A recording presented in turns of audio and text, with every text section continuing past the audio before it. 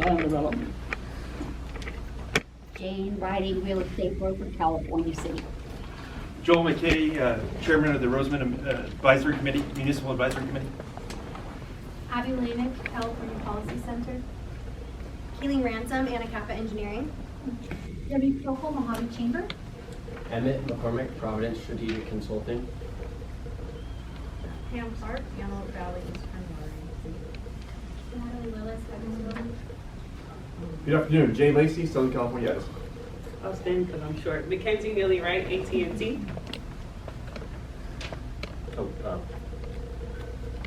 Peter Burley, CSUB. Hi, David Howell with Brawl Electric Company. John Urbano from Alta One. Hi, Kate Squires with Straddle Watch. Carol Hooks, Alta One Federal Credit Union Branch Manager for both Cal City and Bourne. And I'm Aaron Falk, Kern Community Foundation. Great, well, excellent attendance. Thank you all for coming. I believe our next meeting, so you'll know we're doing boron, pending Mary Beth Garrison's confirmation. So that'll be on November 9th. Did everyone sign in for the event, for the meeting today? There should be a clip. Oh, it's right there. Oh, okay. Oh, Jim. Oh, sorry. We'll start it. Okay. It's on camera, I don't know. Yeah, there you go. So, well, great. We're excited today. Couple of things for Kern EDC. I know we saw many of you at our annual dinner.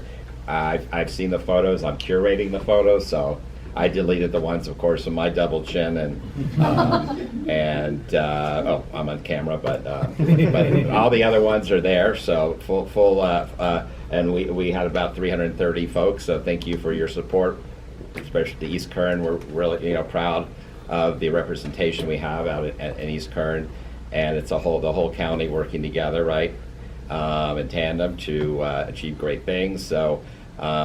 Moving forward, we have our Energy Summit on November the 15th. I had flyers, but they're on the printer back in Bakersfield. But November 15th at the Marriott in downtown Bakersfield. Stay tuned for more. We'll make sure to send that out to the East Kern Economic Alliance distribution list.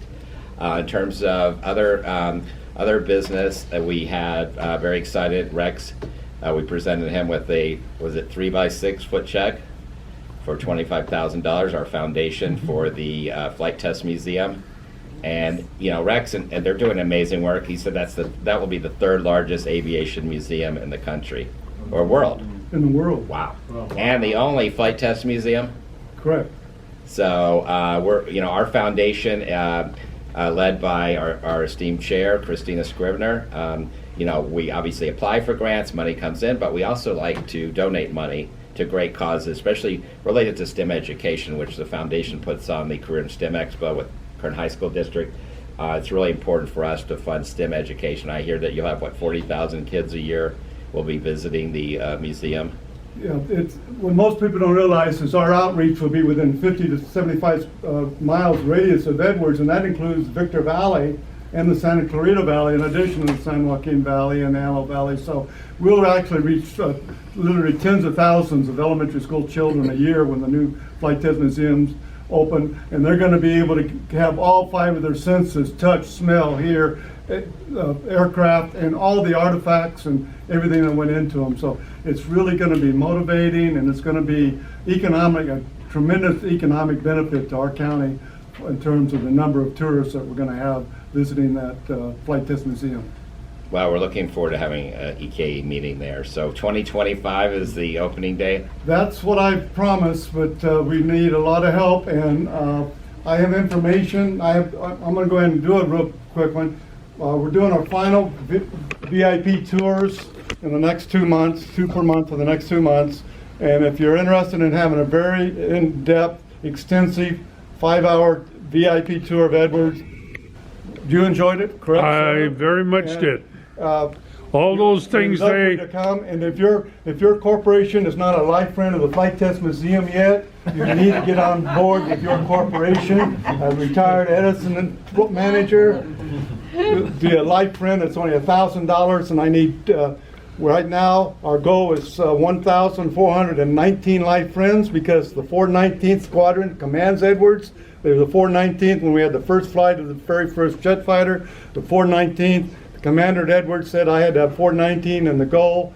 So we need 1,419 live friends. We have 405 right now. So with your help, we'll get the others, and we can get the medal on the side of that hangar. That's that beautifully framed 75,000 square foot hangar that's framed just outside the gates of Edwards.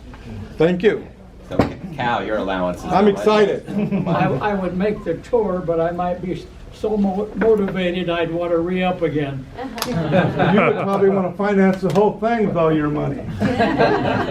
And the museum is not on the base, correct? So in terms of It's accessing. off what's really unique about our opportunity here is a museum that will be off the base. The Air Force does not build museums. It took a foundation. The foundation is 30 people. The foundation raised money and built the museum on the base. It's a little over $1 million, opened in 1998. It's inside the base. Nobody has access to it. It's only 12,000 square feet. The new one's going to be 75,000 square feet. We can host them. It's outside the base, accessible to everybody, and it's free. It's one of the few museums that's free to everybody, and it's going to be state-of-the-art. It's going to be emphasizing STEM. It's really a unique opportunity economically and also for STEM inspiring our young people today. So I'm just trying to get 1,200 businesses to help become a life friend. And that $1,000 paid over 3 years seems to be a lot of money for most businesses in Kern County. But if you know of anybody that has any input with any corporations that make a lot of megabucks, let me know. Okay, Cal. Maybe Cal will get a statue. Donation.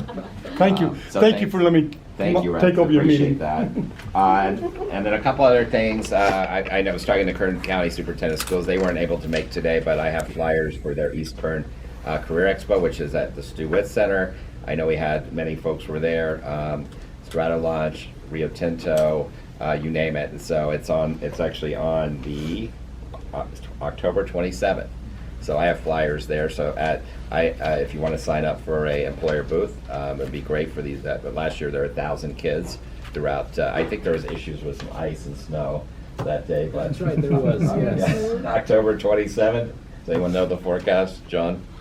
Sorry, Okay. got me This year, there. probably going to be ice and snow. Yeah, okay.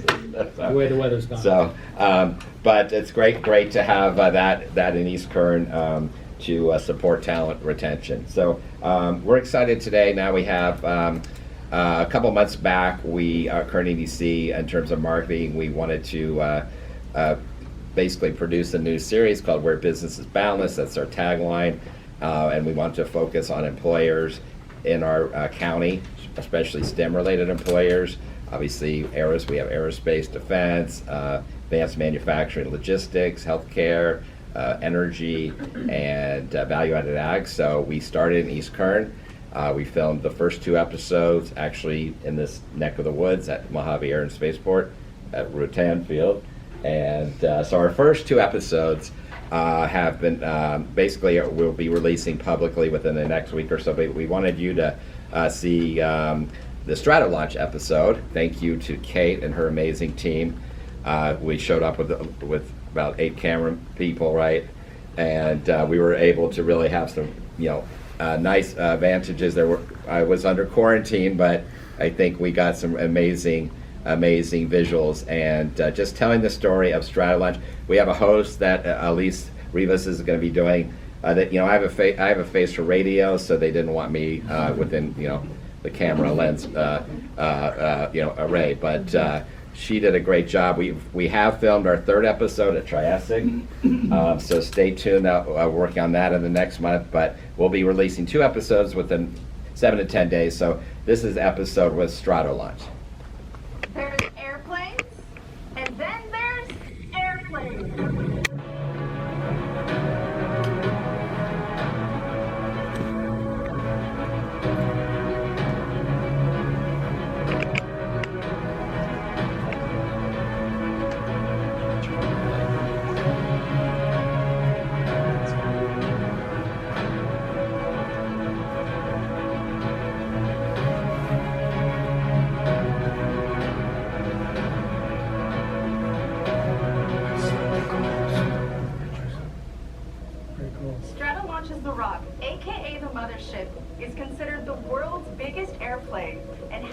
ninth test flight here in Mojave. Hi, nice to meet you. Nice to meet you too. My name's Elise. My name is Brandon Wood. So can you tell me a little bit of something about you and what you do here at Strata Launch? I'm the Vice President for Programs and Operations at Strata Launch, and I help ensure that we have our programs set up to be successful to grow our company here in Mojave. And why is it here in Mojave that you guys are able to make these changes and have these advancements? It goes back many, many years to the culture that I would attribute to Bert Lutan and the Scale Composites culture that he created now 30 or 40 years ago in Mojave, in East Kern County. A can-do attitude of people that can rapidly design vehicles, unusual vehicles, and get them operational and make them fly. And so Strata Launch is a result of that culture and capability unique to Mojave Aerospace Port and unique to Kern County. Strata Launch manufactured one of the largest planes called the Rock, and it has been in flight the longest, remaining in air for over 6 hours. So will you tell me something a little bit about this massive mothership of your guys'? Yes, it's certainly an unusual platform. 2 fuselages, a wingspan of 385 feet. We can walk below it here, which is unusual, of course, but it's got a tremendous capability to lift over 550,000 pounds of payload. So. And what have you seen with the economic impact with the projects you have with your guys' mothership and Yeah, hypersonic? for a plane this size, we do have a dedicated ground crew for it. Of course, we have a manufacturing operation here in Mojave as well. And so between our manufacturing and production and our operations in Mojave, we have a team of over 300 people at Strata Launch. We also use a lot of the local services, machine shops and other support functions for our manufacturing facility. And what are some of the future projects you guys see for yourselves? So we're right on the cusp of hypersonic operations with our Talon vehicles. And so we will continue to manufacture those vehicles here in Mojave. In addition, we have other vehicles, other ideas and concepts that we're developing to carry on our Rock carrier aircraft and to operate here in Mojave. And now with all these future projects, how do you see that for the community here and the growth of it? And do you think you guys will employ more jobs because of the future? Absolutely, yeah. We're growing as a company. We're growing quickly. We're over 300 people right now, and we expect to continue that growth and hire more skilled manufacturers, fabricators, systems mechanics, engineers in Mojave to ensure that we've got the key skill sets. So I'm excited to see what you guys do in the future and grow and what you guys bring to the community. And thank you for speaking with me today. Yeah, thank you. Thank you for coming here.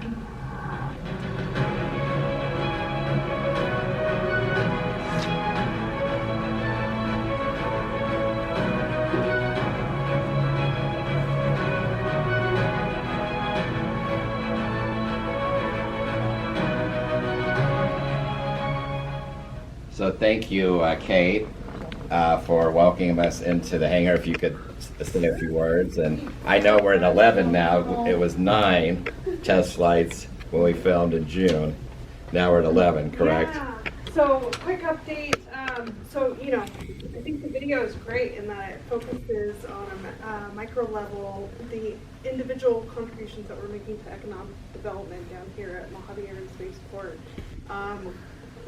On a broad level, Strata Launch is a hypersonic technology accelerator. So we're engineering access to the hypersonic environment with the Rock aircraft and a hypersonic test vehicle that you saw drop off the mothership at the beginning. And so even though Rock with its size is like the exciting thing, it's actually Talon, that tiny hypersonic test bed. That's the really exciting part about our business. And so like Richard said, we have 2 additional flights since that video was made, in which we dropped the first inert Talon vehicle from Rock, made sure that our release system works correctly. And then towards the end of this year, we're getting ready to do our first powered flight with Talon. So what Talon is basically, it's a carrier or school bus, if you will, for hypersonic experiments, subsystems payloads that would go onto a system like Dark Star from the movie Top Gun Maverick, right? You gotta test all the individual components of that aircraft or missile before you put it on the real thing that costs millions of dollars. And so what we're enabling is affordable, frequent access to the hypersonic environment to test these things out. The other purpose that Talon serves is defensive capabilities. So being able to sense and figure out a kill chain to take down hypersonic missiles from adversaries. So there's multiple uses for Talon. It's something that our country desperately needs right now. No secret, China and Russia are ahead of us, so we gotta catch up. And so really what Stratolaunch is, it's the power of the private sector to partner with government to streamline these capabilities, and that's what we're doing. So any questions? No? Yes, I am so old that the Spruce Goose was my idea of the biggest airplane, so remember why I gotta catch up. Yeah. For me, in my life, what does hypersonic mean to me? So that is going 5 times the speed of sound. But what's it gonna bring to me, benefit to my life?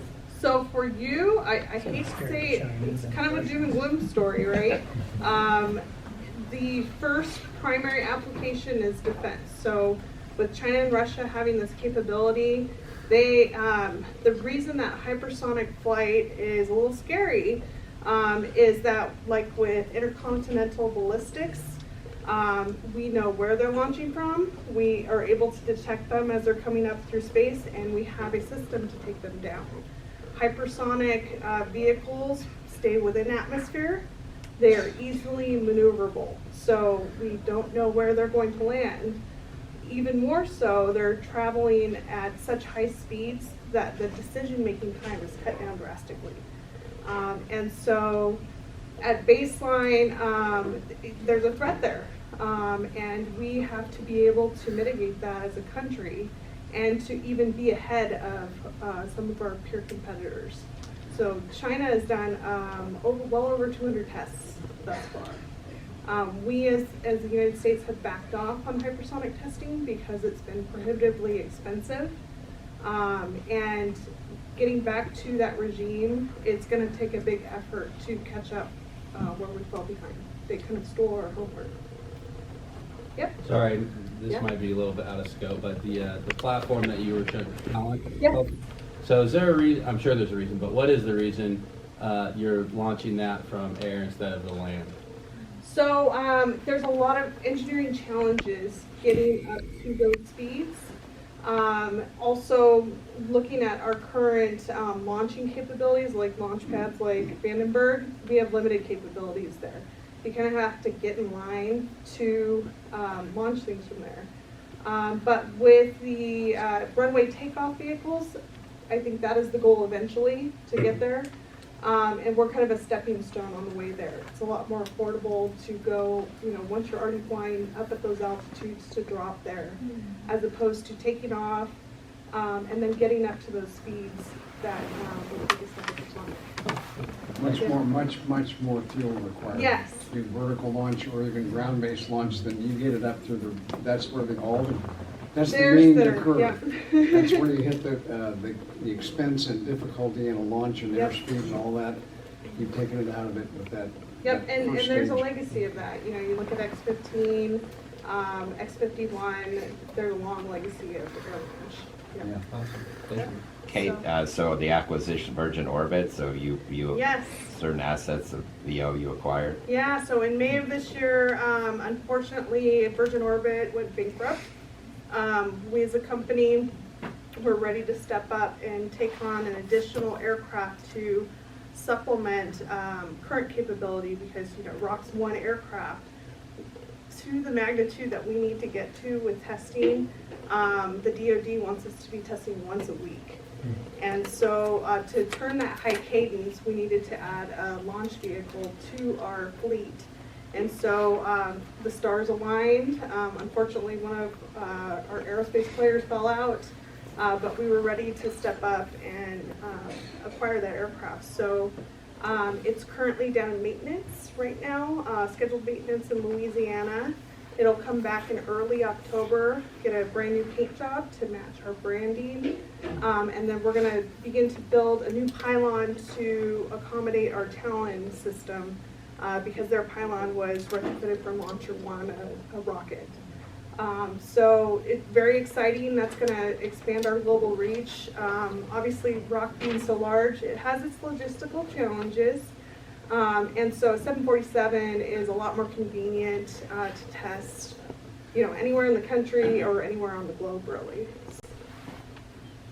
Unfortunately, we don't offer public tours. That'll be on my list going forward. But I'd advise, if you're an app geek, keep ear to the ground on our next flight test. We don't announce them publicly, but it seems like everybody knows about a week before when we're going to be flying. And so you have a great vantage point from the 58, watching it take off. It's just surreal to see something that huge up in the air for perspective. Yeah. I have a question. Yeah, sure. So let's say this goes to full-on usefulness. Are we going to build those here, or do you sell that to somebody else to build, or how does that work? So we are manufacturing the Talons here on the spaceport. Okay. With the acquisition of the 747, obviously we're going to need facilities to house that eventually. And so I imagine as the need grows, we would expand our manufacturing line into that building. Cool. So you plan to stay here, unlike some of the others that have We exited do. from the States? Yeah, no prodding or probing, but yes, we have a very strong partnership with the spaceport. And if you look at the hangar, that's not going anywhere. It's built to spec for rock, yeah. Outstanding. No, thank you for your amazing ambassador for your company, and that the video that you do an awesome job on LinkedIn and social media talking about Stratolaunch. It's almost every day I read an update, but we want to push this out to our network, and then to me this is even getting the kids in our region interested in working at potentially Stratolaunch one day. I know we had a group of robotics engineering kids come out from Bakersfield to Mojave. Hopefully they can come in your hangar next time. And so I'll share with you, we're working on bringing out a full-scale mock-up of Talon to the Eastern Caribbean for Expo. So wow, if full the scale? logistics work out, yep, it'll be 30 foot Paper long, mache? 14 feet wide. It's 3D printed, Okay. so it's You stated yourself, Richard. We don't paper mache anymore. We 3D print. But thank you, Richard, and thanks for choosing to highlight us. Thank you so much. Fun. Yeah, we'll make sure. Thank you for giving your seal of approval, and appreciate all that you're doing for the community. Thank you all. Thanks. Okay, great. Let's see what else. And the video was done by Beacon Studios, so they're local, right? Kern County. They did the county video. They did. We're going to have them do basically employers in Kern County. So please let me know if you have your business. Triassic's going to be great. Just one of the internationally known wines, right? Is going to be showcased, and so many of our residents don't even know Stratolaunch, Triassic, and this is our goal, not just to communicate to the outside world, but our own neighbors about and we had it at our annual dinner. So Triassic, and I think we had Silver Strayleaves. and Strayleaves, and then Tatry, yeah. So the more that we're all proud of what our community offers, but we are ambassadors to promote how we feed the world, defend the world, and power the world, which you're going to talk about power later, right? Okay. Okay, so next, let's see. We have Jim Damian back from Dallas. How was the International EDC conference? Oh, well, good to be back. A couple takeaways. I'll talk about those. So it's day 51 as my tenure as your Chief Economic Development Officer. As I've shared, I'm a private sector entrepreneur invited to come help out inside the glorious walls of Kern County government, and it's a great adventure and a great honor so far. I'm still taking inventory of what the various initiatives and projects are in the county. So to give you a couple highlights of things that I've talked about or that I've been exposed to and participated in. We were on a call this morning with Tim Reed, as well as Justin and Richard and Aaron, talking about there's a couple grant opportunities for our region that we're exploring. One's called the EDA Recompete Grant, and another is called the State of California SURF Grant. And these are sort of, you read about these opportunities online and in the news. It's kind of once in a generation funding opportunity. So I'm spending a lot of time trying to build cohesion and consensus around how to make a case that Kern County should get their fair share of this money. It could be argued by some, especially in Kern, that the government shouldn't be giving as much money as they are giving. We're not going to argue that. That ship has sailed. But if they're going to be granting money, there's no place better for it to go than the county of Kern and the various cities and regions here. So spending a fair amount of time on that on behalf of you all and of the region. The other thing we're launching is a customer feedback process. So I'll be able to share some real data. How many people have ever pulled I don't know, permits from the county of Kern? Yeah, how'd it go, Hal? Well, it used to be if it was I didn't build, but my builders I financed, if it was a plan they built over and over, they could go in today and get a permit over the counter. Now it takes at least 3 months. So we want to ask our customers with increased frequency how we're doing, and so we're implementing some new. You don't want to know. Yeah, well, we want to know so we can see if we're getting better, staying the same, or doing worse. So that will be taking shape in coming months. That's a big focus. We're looking at, Laura, Lynn, and I talk all the time about the importance of getting some more financial institution out here in the East Kern region, as well as housing. So these are all things that are percolating up. We're working a lot with Richard's group on recruiting new businesses to come and join the amazing things happening in Kern. If you think about strategically what the county is really focused on, we want everybody to prosper and thrive, especially those who haven't had the chance to do that in the past. But there's sort of 5 core areas of focus, right? Aerospace, business services, entrepreneurship, energy, including carbon capture, which is a major focus for the country, and advanced manufacturing. All of those things fit in here to what we see at Mojave Air and Spaceport. So those are the areas we're doubling down on as the county government. We want to know how we're doing. We want to know how we're doing so that we can figure out if we're getting better, getting worse, or staying the same with our service to our constituents. I've talked to Laura about this, and she said she would look into it. Yeah. Oh, well, maybe she is. So there you go. Promise made, a promise kept, I suppose. So at a high level, that's what I'm finding. Again, here on day 51, I will tell you the 2 big takeaways so far. One, this county is very large, over 8,000 square miles. Within each one of those square miles, there's a set of priorities and a set of what people think to be the right thing. And because we're a fiercely independent county, sometimes those things don't all gel. So you try and get a bunch of smart, passionate people in the room to pick a project or to pick a direction. It takes some consensus building. So we've got to get a little better at that as a county and figure out how to work together a little bit more strategically. And I'll end by saying this.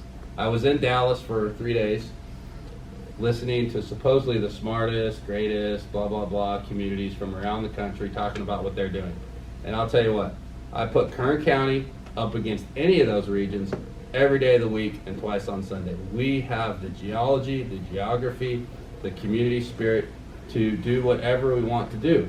So we're headed in a good direction. We got to get a little better in certain areas, but I'm super fired up about the direction. I'm happy to be representing you all as an economic developer within the CAO's office, and appreciate you having me, and more concrete action items and reporting out to come soon. So I'll leave it there.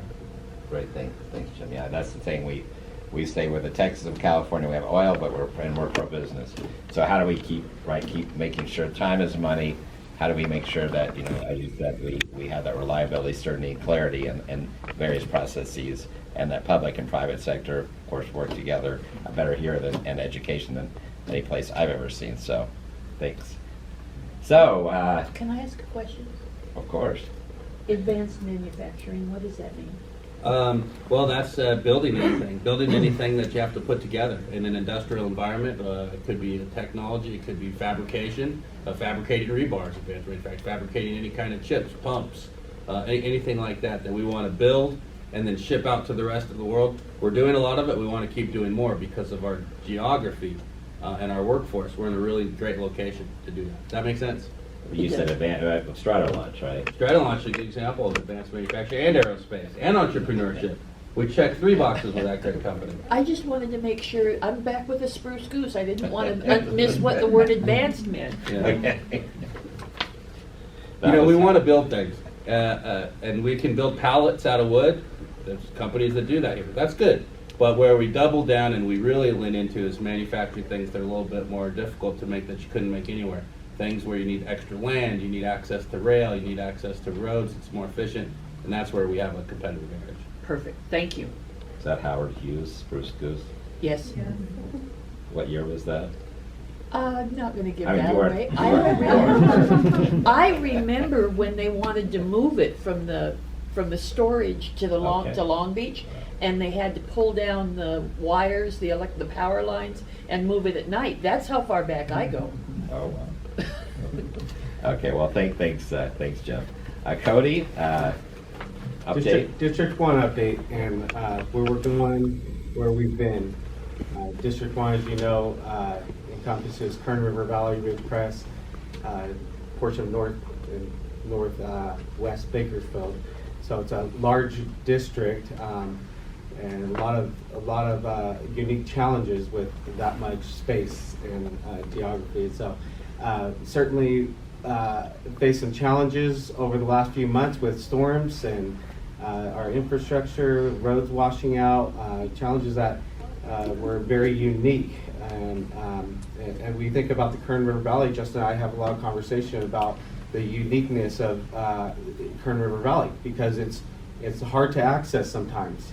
Sometimes you don't know if you go up there if you're going to be able to get out, and so we're constantly fighting some battles on that front to make sure people have access to Kernville, to the events that go on there, because so much is dependent upon the tourism and what we attract there, and we've got vision beyond that, but certainly want to see Kernville, KRV, Ridgecrest thrive in Easter Kern.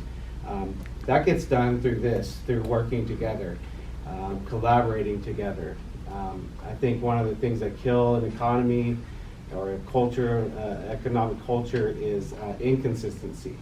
And if we don't work together and we don't have a plan moving forward, one guy could be really excited about one thing for 4 years, and then the next 4 years it's a new thing. And so this is important. This is what's important, working together. Supervisor Peters is committed to working together with multiple agencies, and the second district when it comes to Easter Kern and the city of Bakersfield, city of Ridgecrest, and all the stakeholders. He's working on sustainable water projects in Easter Kern.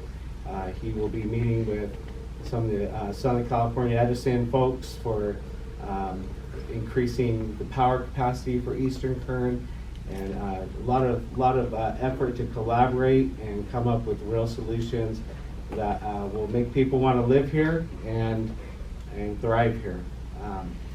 Fighting some things with our roads, with washed out roads, so I'll speak to some of those briefly, specifically.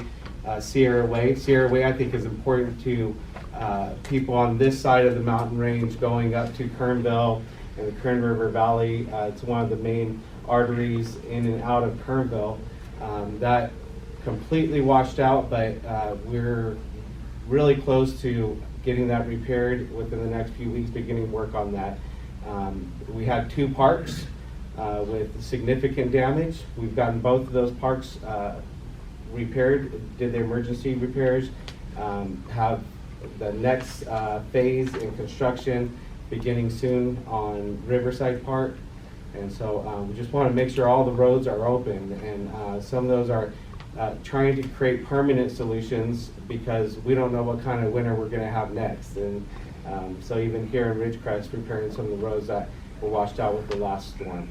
So making large efforts towards that. One topic that gets a lot of attention, at least for the Kern River Valley, is the SB 1383 and the universal collection areas. Just to update on that, the Public Works Department of the county brought forward a new plan that included Lake Isabella in the collection area. Supervisor Peters voted against just hearing that publicly because nothing in the plan really changed. There's some questions that we had. We certainly didn't feel like the answers were addressed. And there will be an effort in the Kern River Valley. It's already started with the residents and Lake Isabella to protest and to remove that from consideration. So that's where we're at. We believe there's a better approach to it. We don't want to create a greater burden for the residents that are already living paycheck to paycheck and struggling to make ends meet in Lake Isabella. So we're just trying to find creative solutions to that. But working together is what's important to us, and collaborating. And so want to, of course, always make myself available, our office available to work together. If there's any concerns in your neck of the woods, we want to be there working with you towards solutions. Thanks, Cody. Any questions? District 2, Laura Lynn. Good afternoon. Once again, I'm Laura Lynn Wyatt. I'm the District Director for Supervisor Zach Scrivener's office, which is District 2. A large portion of Supervisor Scrivener's district does encompass Eastern Kern. So I'm going to try to hit some highlights, but I could probably talk for hours. A lot of you were probably, Rex, don't shake your head. A lot of you were probably present at a meeting where Supervisor Scrivener shared his plan for park improvements within his district. It was about $9 million worth of new projects to improve parks with his district. Since our last meeting, in fact, in the, in a short window, we were able to deliver 2 of those completed projects. One, we did a ribbon cutting for the community swimming pool project in Rosamond. That is well utilized. They estimate there's approximately 150 users per day in that swimming pool. So that was a big deliverable to that community. One of the other deliverables, we completed the renovation and remodel of the park community building in Boron. This is a community building. It's very similar to this room. It can be utilized for meetings or Zumba class or crochet or whatever the community decides that they want to utilize the building with. The county has entered into a management agreement with a nonprofit group called Boron Alive. Boron Alive will be the caretakers, if you will. They'll manage the building for the county. They will make sure it's locked every night, make sure people clean up after themselves, make sure they don't book 2 reservations in one day, things like that. So we're really excited. They've already got 3 groups that are on the list to utilize that building. So that's exciting. The Board of Supervisors did pass their 23-24 budget. A lot of you know Measure K, the 1-cent sales tax increase, did pass back in November. In April, the county started to see some of that funding. But for a full fiscal year, it's estimated to bring about $56 million more revenue into the county budget. So what does that mean? It's public safety driven. That was the point of Measure K. So we are already seeing more deputies on the street. And a lot of people don't understand that the sheriff by law is required to staff detentions and probation first. If those departments are not 100% staffed, you're not going to see new deputies on the street. They just allocated funding for 25 new detention deputy positions. Those staffing levels are starting to fill. They also have a lot of initiatives for lateral transfer. And a lateral transfer means that someone was also already in law enforcement in another community. They've already gone through an academy, on-site training, things like that, and they decide to transfer over to Kern County. The sheriff swore in 12 lateral transfers in one day. That is unprecedented, historical number. So we're very, very excited. Things are really looking up. Also in the budget is funding for libraries. You will start to see your library branches open every day instead of just 1 or 2 days a week. So library department now has the funding they need. They just need to go through the staffing process and the hiring process for that. District 1, they touched a little bit on SB 1383. So currently on the Public Works website is a schedule for community outreach meetings regarding SB 1383. You will start to see a lot of social media, a lot of press releases, and a lot of things coming out to the communities for the new 218 hearing. The reason there's a new 218 hearing, Supervisor Scrivener and other supervisors felt that the first one was really throwing a blanket over the entire county. And there's a lot of communities that have uniqueness to them, for right in the heart of their community. Most of them self-haul. If SB 1383 passes, they are looking at 0 on their property taxes to $588 a year overnight. That's a big hardship for a lot of people. So each individual community will now have their own 218 hearing. So again, more to come with that. You're going to start to see, probably next week, you're going to see a lot of media and a lot of coverage regarding SB 1383. So please watch your mailboxes for your 218 tri-fold brochure. 218. Prop 218. Thank you, Laura. Any questions? Watch your mailbox. Watch your mailbox. I have lots of them, but I'm going to take it offline. Okay. Okay, take that. Okay, next, Boron. Anybody here from Boron? Okay, Cal City. Councilmember Macedonia. I brought a guest today, and she doesn't know I'm going to do this to her, but I'm actually going to involve her in my report. She was asking me questions. What's going on for economic development? And she did it at a public meeting, and I was one of 5. She claims it wasn't directed at me, but I thought the best way to answer the question was by experience. So, pretend I'm an interviewer. I hear from a developer in our community that we have the best economy going on for building that we've had for decades maybe, and that he has 130,000 square feet under development. One director. Is that, or one developer? Is that typical of what's going on in our community? No. Interesting. Why no? Well, number one, the market's really bad. Number 2, the interest rate is stopping so many people from going forward with their plans for their family and their estate planning. The market in our city, in a lot of ways, was tied to the prison, which is closing.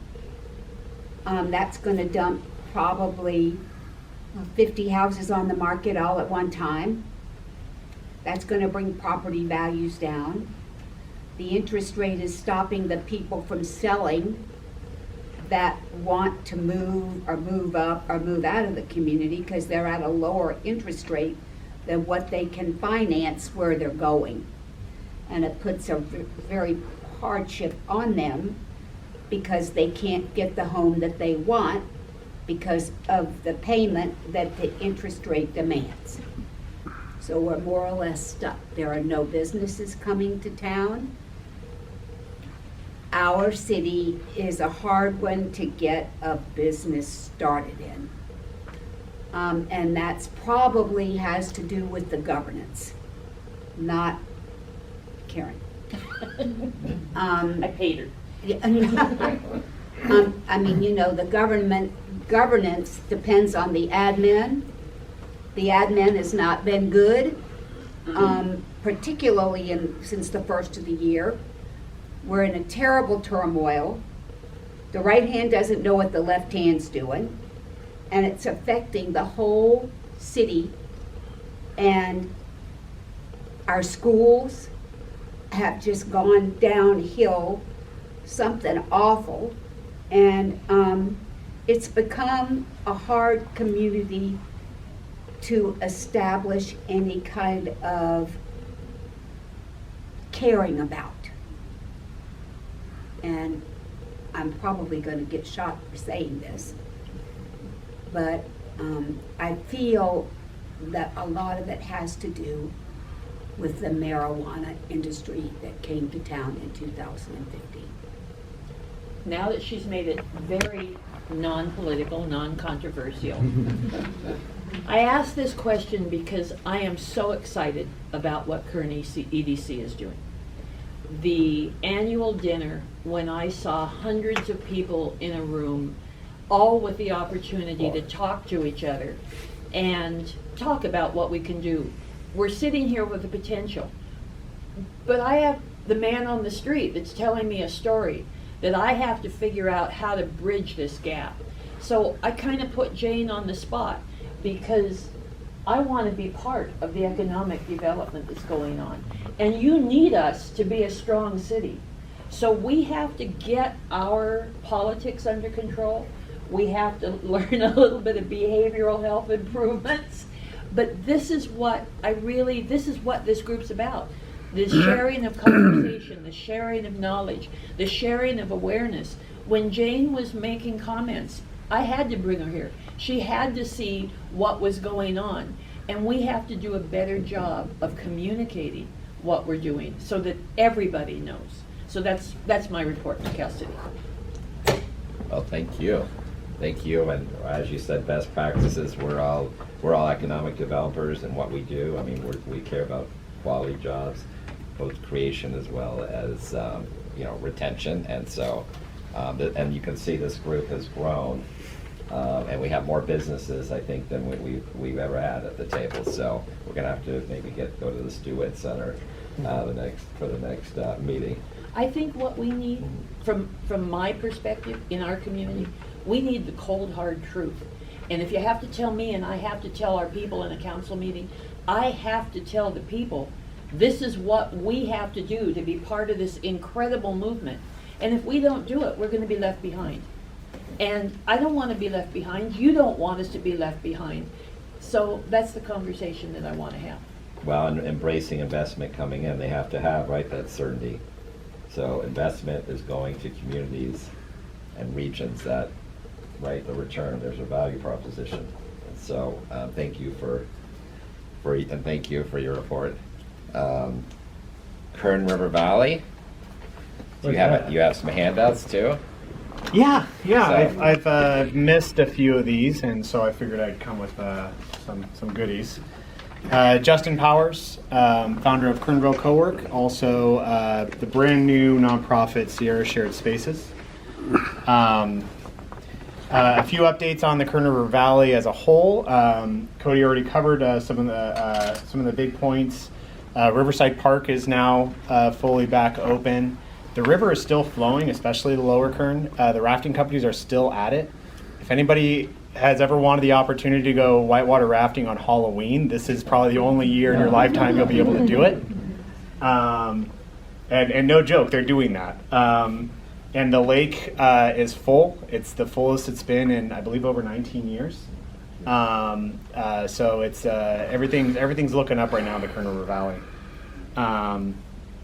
A few other things, the Kern River Valley Art Association recently received a grant from the Kern Dance Alliance, and they're using it for some art-related economic development activity. They're working on a Horizons project to really learn a lot more from the community about what the community needs and what the strengths are and where we can move forward as a community. They're also opening up an industrial arts complex where they're going to be doing classes in various industrial arts, but focusing on things like welding and fabrication, blacksmithing, some of these things that there's an art component to it, but there's also a very tangible workforce component to it as well. So Kernville Co-work is partnering with them to help make that a big success. Kernville Co-work, as we've been doing this, I've been coming to this meeting for probably about 4 years now, but we've been operating for 5 years, which is a pretty important milestone for us. I used to, keep track of time in terms of AD 2023. These days, I just keep track of time in terms of Jim Damien days on the job. So, Or 51. on JD 8, which was his 8th day on the job, I was privileged to be able to go to the Kern County Board of Supervisors. Was presented with the proclamation recognizing International Co-working Day. Now, one of the neat things about that experience is that in the room sitting with us was a creator of the very first co-working space in North America. She has she's visited over 758 co-working spaces internationally. But she came up here because she's really excited about what we have going on up here and the potential that we have for really making a positive impact in our community, in our economy, and in our workforce. And there's something there that's really special about the impact that we've been able to have. Around that time, maybe JD 10 or so, we officially launched our nonprofit Sierra Shared Spaces. Now the goal of this is to take this model that we've discovered works and to expand it to other rural communities. I'd really love to start expanding to other rural communities in eastern Kern County. So I'd love to talk to you all about it. I do have a flyer here that tries to depict kind of what our vision is, but if you scan the little QR code, you can see the narrative of what our initial pilot project is going to look like. I believe this is probably the first time I can announce it publicly, but we're partnering with the Kern Community Foundation as our fiscal agent getting started. They're really going to help us supercharge, start going after grants, start going after funding. We're really excited about that partnership. And we're also partnering with Creative Blueprint. This is the agency that created that very first co-working space and is an internationally recognized expert on community-led economic development, which is something that we're really passionate about. I'm learning a lot about. I'm on the phone with co-working spaces in rural communities around the world on a regular basis. The last call I was on, I was talking with co-working operators in Washington, Oregon, all across Canada, South Carolina, Portugal, Eastern Europe. And every single community has independently told me that when you're in a rural area and you have a co-working space, that becomes the de facto economic development agency in that area, because that's where the community comes together and they start building and they start creating. So I'm really excited about what this can lead to. We've got a lot of support internationally about what we're doing and about this model. I'd love to partner with all of your communities and bring this to your communities. And we're also working on, we put together a proposal for a workforce development program to really build up tech skills and to start bringing in remote jobs as well, because that's a great way of importing paychecks into our communities as well.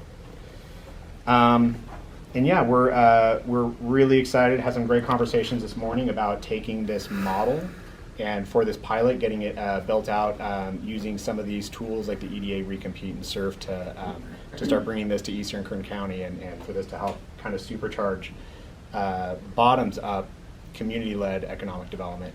So I'd love to, anybody has any questions on that later, grab a flyer. And I'd love everybody's feedback on it. We're building the vision together. It's not just one person, two people, it's all of us. Any questions? Their website we can go to too? Yep, it's on the QR code. On the QR code. Is the Halloween whitewater rafting required a costume? Absolutely. Preferably one that integrates a life jacket. Yeah, just dress as a life jacket. There you go. Justin, how do we get that QR code? Can you? I'll show you. No, I know in the that. website. In the website's down below too. But this is a really important communication tool. How do I spread this into my community so that people can understand what we're doing? I don't want it to sit on this piece of paper. I want to be empowered to give it to 100 people this afternoon. I'll help you out with that. Are you on TikTok? No. I'm back in the Spruce Goose, wondering if they're laying golden eggs. And we'll be spreading it. We'll be spreading the vision and everything more more widely. But I'll absolutely let's chat afterwards. Great, thank you. Okay, Ridgecrest, I know we I have saw Dave. Megan sneaking in the Megan back. made it through the traffic jam. Big table. Do you want to kick it off and I'll fill in, or? I was gonna say, why don't you go for the city, and you've got to introduce yourself since you came in late. All right. I'm Megan. I'm an analyst at the City of Ridgecrest. I've seen a lot of you guys here before. She does more than that, she's the economic development lady. Analyst keeps it vague, but I usually try and stay away from trash, but I heard it brought up a few times already, so I will go ahead and say we're the City of Ridgecrest. We're working through our effective action plan. Big thanks to Corey for giving us some tips for the food recovery, so we're continuing to work through that process. So any of you guys have questions, feel free to hit me up. I'm happy to provide any information that I have available. Just going back over some of the notes from the last community collaborative that we had, SSUSD is doing well. School's obviously started. We did have some damages from Hurricane Hillary to some of the construction sites. Earthquake recovery on the base is tracking on schedule. All those projects should be wrapping up by 2025, with a lot of them reaching completion by the end of the calendar year. There's a few ribbon cutting ceremonies scheduled for this and next month for Penny Rogers, P1903, which I think is Penny Rogers, the runway, and a few others out on base. That's the training center, the integration It's a building. training center, yeah. And also the runway. Interested, yeah, the runway, and then the Michelson Lab academic facility, I believe. are Yeah, all that's scheduled gonna be to about complete. December. So, all moving along quite quickly. Anybody's interested, I can fill you in on the specific details, pending security clearance and all that. So Saracosto, they did submit their application for their cybersecurity baccalaureate degree program. We should be hearing back on the status of that hopefully by end of December, new year. That would be great. Obviously, that ties right into the talent streamlining. Let's see what else I have here. We're still working on the wastewater treatment facility, potentially working with Old CC for some partial funding through the DSIP program. Another thing with Old CC is we're going to be talking with their reps about potentially doing a follow-up housing study to look at what the needs are for the installation reps on base regarding Megan? housing. Old CC, you want to explain that? Old CC, so it was formerly, anybody who knows it by its old acronym, OEA, Office of Economic Adjustment. I came in right when they transferred, so I'm got the old CC acronym pretty stamped on my brain, but they are the ones who are dealing with the Office of Local Defense Community Cooperation. Did I get that all right? And so they are helping us. We obviously are adjacent to the Naval Air Weapons Station China Lake, and so they're our biggest employer, so we do a lot of projects with them in conjunction with them. One of the ones that we just recently completed was the Military Installation Resiliency Study. We're finishing up the closeout for that grant, so all of those materials we posted on our website, the final technical report, and then, like I said, we are looking to do a potential follow-up housing study for the base, potentially in September, so I need to touch base with them on timing. Let me stop for a second. Yeah, go ahead. Old CDC, Command Launch Computer acronym, got in my way, is very important grant opportunities for all our defense communities that are close by the base. So most of the folks in this room, not all, have access to those, particularly Edwards and China Lake, because they must be bases. But there's programs to benefit the schools if the schools are on or near government property. You mentioned housing. They've expanded to including housing needs. Some of the other sources, defense community infrastructure program, infrastructure that benefits the base or part of the workforce that lives off the base, that can be tied to their mission. That's access to grants that they can help you with. And it's something, if you want to be more aware of it, contact me or some other folks. I'll refer you to the right place to go. But it's huge opportunities that California has left on the table. Texas, Virginia, and Florida have taken great advantage of that, by the way. And one of the advantages they had was they had a statewide program that would fill in the matching portion of it. So they could outcompete us when we applied. We're working on we are pushing for a statewide program. We got it all the way into the Senate. We made the final deadline, but we ran into stops this year. But we expect we're going to get it in next year, and that will help you. So potentially there are things, North Edwards, Cal City, So we've talked about some of those before, Ridgecrest, perhaps even Rosamond. There are things maybe that you might be eligible for that you didn't know about. Thank you, Dave, for filling that in. Kind of following up on that, one of the things that Mailing address on sort of fits in is one of the things we're looking at is doing a test bridge. Anybody in Edwards may be familiar with this. It's an Octave UD Edwards Air Force Base Cross Command Tech Bridge. It's in the early stages, so nothing committed yet, but it's something we're looking at. To me, and I have been told by people smarter than me that I'm simplifying it, it sounds to me like a co-working space for installation type of technical-minded people, but again, I might be oversimplifying that, but that's what my simple brain takes away from it. Following up, there's a few other things coming up. We have a lot of events planned for community outreach and stuff. I won't get too much into the weeds on that. One other thing was we're continuing to work on our pool renovation. We're hoping to have a completed design by December of 23. And then I will go, I can like keep going over and over. So rather than getting too far in the weeds, I'll go ahead and stop if there's any questions. Last thing I'll mention, since it's economic development related, is the chamber is already starting to prepare for the 2024 Economic Outlook Conference. It'll be February 22nd, and it'll be back at the Carnegie Center. So I'll pause there, but I'm happy to answer any follow-up questions. You guys talked last month about the night on Balsam, and that was off Balsam? Yes, and so our next night off Balsam, we need to have a lot of road work and sewer work going on right now. So anybody who's been through Ridgecrest recently, as our public works director calls it, Carmageddon. So we have a lot of stuff going on. So we had to shuffle things around a little bit. We were thinking the construction was going to hit in August. So our last night on Balsam was actually off Balsam. Anybody who doesn't know what that is, it's a new series of community events. We're trying to revitalize our downtown area. It's just been kind of defunct for a while, so we're trying to get some new life back into that. So we've got a few events down there. We did have to move it to City Hall, and the one in October is confirmed. It's going to be back at City Hall because we're not confident that the road work on Balsam will be finished by then. We've gotten really good feedback about it at City Hall, which is kind of a double-edged sword because the whole idea of it is to stimulate that Balsam area. But we have the grass at City Hall. The layout's a little bit nicer, but we're still committed to making Balsam Street nice. So we're actually looking at some potential components for redesign. Again, still in the super early phases, so that'll be coming out more publicly once we move through that process and have some ideas to present. But still committed to Balsam Street, but in the meantime, we're kind of flip-flopping back and forth.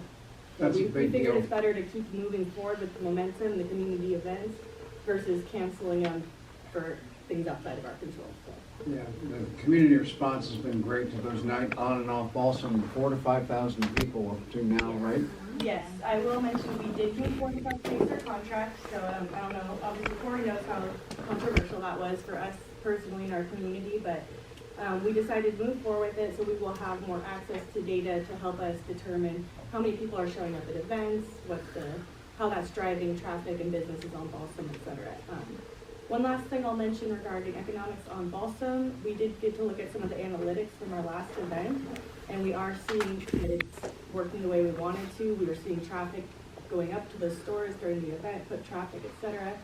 And then we do have at least one or two new businesses that are supposedly coming in. A bakery, a local bakery is supposed to be going in on Balsam. So that'll again emphasize that sense of kind of walkability and experience that we're trying to build up there. Yeah, it's a big deal that has been successful, and there's the conflict between doing it at City Hall and the downtown area, which we're trying to revitalize, has intensified. And part of that, you might have soft sold the improvements that are planned on Balsam itself. I did that on purpose. You're really looking at putting in the walkability, in the We're medians. looking to essentially connect the Yeah. Civic Center with Balsam eventually. It's obviously a long-term project. It's going to be costly, and we want to have a pretty solid vision before we take it out to the full design. But that's probably a good 5-10 years in the future. But eventually, we want to have a vision for a walkable space that's almost like a promenade area where it's really welcoming for public events, where you can have a bite to eat, grab some yogurt, grab a beer, whatever it may be, and we can, we also, one of the things we're working on, again, still in the early phases, is relocating our farmer's market, having the city take that over and moving that down to Boston Street. And again, some potential to work in, there's a vacant lot between here and our, I wish I had slides. There's a vacant lot between where we have our city hall and our Ridgecrest Boulevard and Boston Street connection. So the long-term plan is to connect all that and have a really nice facilitated space for public events in the future. The point is, the city has a vision and a strategy to move forward and aligning with the community, and I think it's really positive.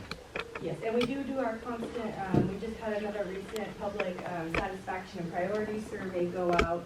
That's still active on our website, the Ridgecrest Community Conversation. So we're always actively trying to improve our public outreach and get feedback from the community on what their priorities are so that we can continue to shape the vision around what they want, essentially. And I think I probably covered more than took up more time than I should have, but I'll be around. The Carmageddon, I would always add some context, we're replacing our 75-year-old infrastructure with regards to waste and wastewater. And that goes hand in hand with the new facility, correct? I'm sorry? That goes hand in hand with the new facility? Yes, we have, our wastewater treatment plant is over 75 years now and was badly damaged in the earthquake.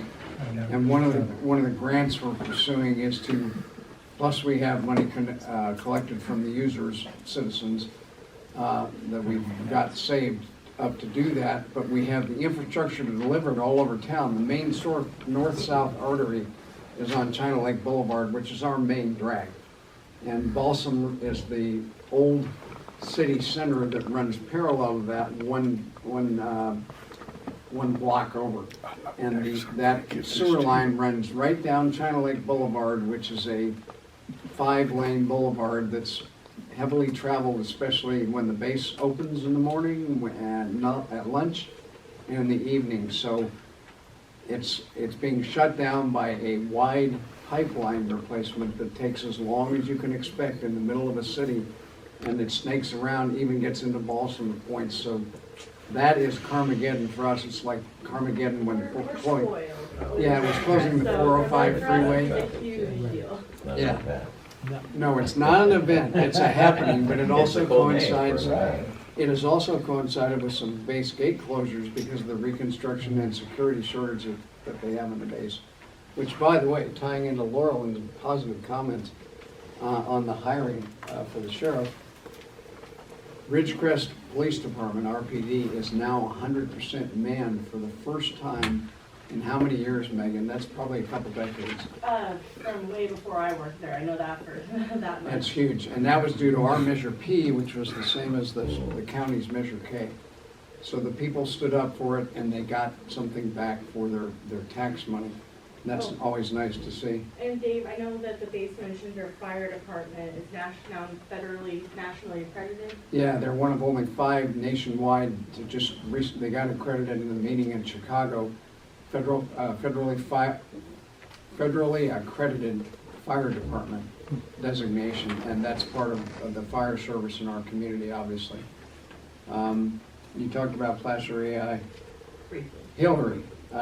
We didn't have a lot of damage in Hillary, but we had a lot of debris, and we escaped a bullet. We got one of the OLDCC loans we got is for a new elementary school replacement of one on base that is all the special needs children in our school district were served by one school. That was Richmond. That was on base, and that was the last of all the schools we were moving off base to on base to off base.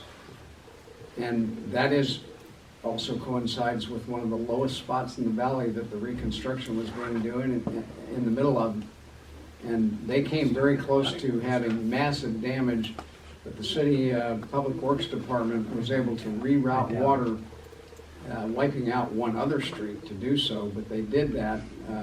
And the city and all the emergency services really performed very, very well in that earthquake. I'm sorry, Freudian slip.